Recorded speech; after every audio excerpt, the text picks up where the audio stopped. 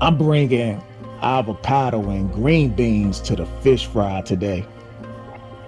Man, see,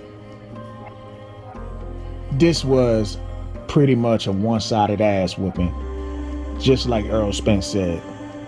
Except he was on the receiving end of that shit. And this is why the PBC did not want to make this fight. This is why they created another side of the street. This is why Errol Spence wanted to go the easy route. The man got exposed tonight. I mean, this fight looked like it was a damn tune-up for Terence Bud Crawford. It was that bad. I mean, Errol Spence, the man, kudos to him for not making up any excuses. At least, you know what I'm saying, for the evening. We don't know what's going to happen in a few days. Maybe more excuses will come out the way. Also, I know a lot of Errol Spence supporters are probably praying that Terence Bud Crawford was the pot for PEDs or some shit like that.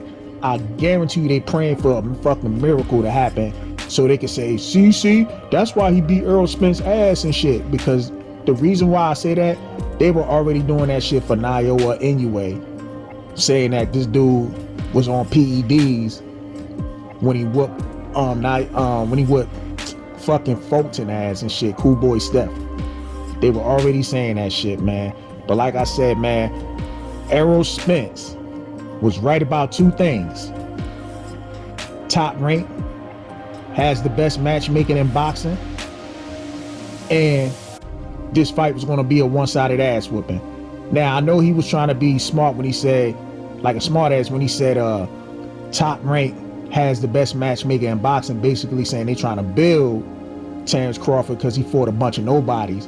But I'm a flipping on him. That best matchmaking in boxing means it was better competition to prepare somebody like Terence Crawford to go bust up another PBC opponent.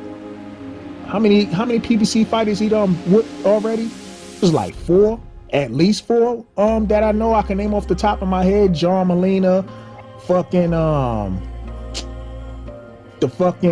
gold medalist. Fuck, I forgot his name. He beat his ass too. He beat Sean Porter, and now he bust up Errol Spence. So that shit is right there. That shit is crazy.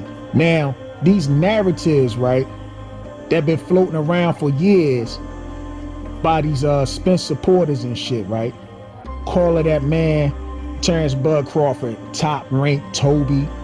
You know what I'm saying? The narrative saying he ain't fought nobody. He beat a washed up Kell Brook and a shell of himself Sean Porter. All this shit y'all was saying, Errol Spence was actually listening to and believing that shit, and he was saying those same words as well. Now, he didn't say the top ranked Toby part, so congrats to him for not falling for that bullshit. But the other shit he was saying, I mean, so if Sean Porter was a shell of himself, that shell of himself, Sean Porter, did a better job than Errol Spence.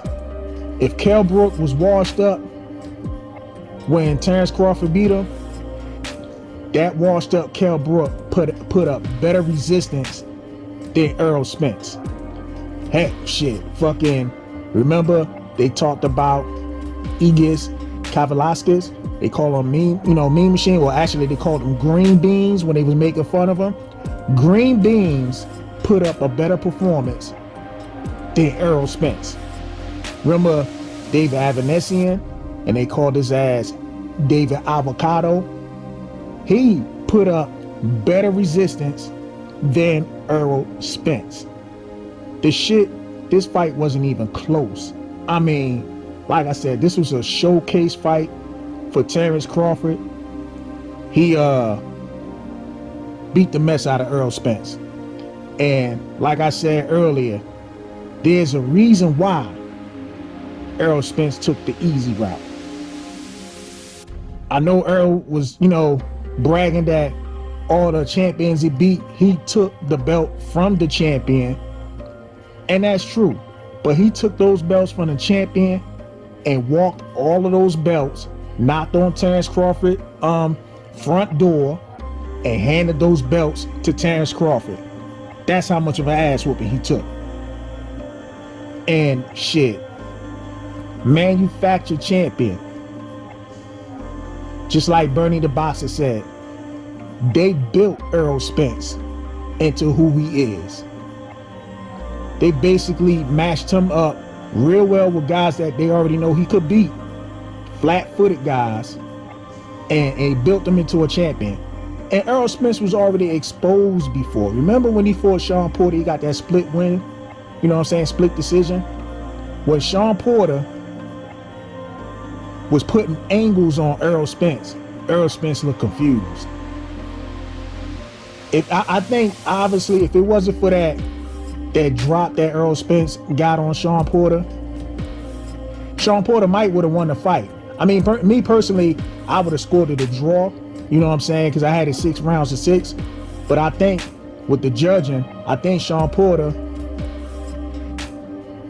more likely, he probably would have walked away with the draw in that fight. But listen, that's something right there.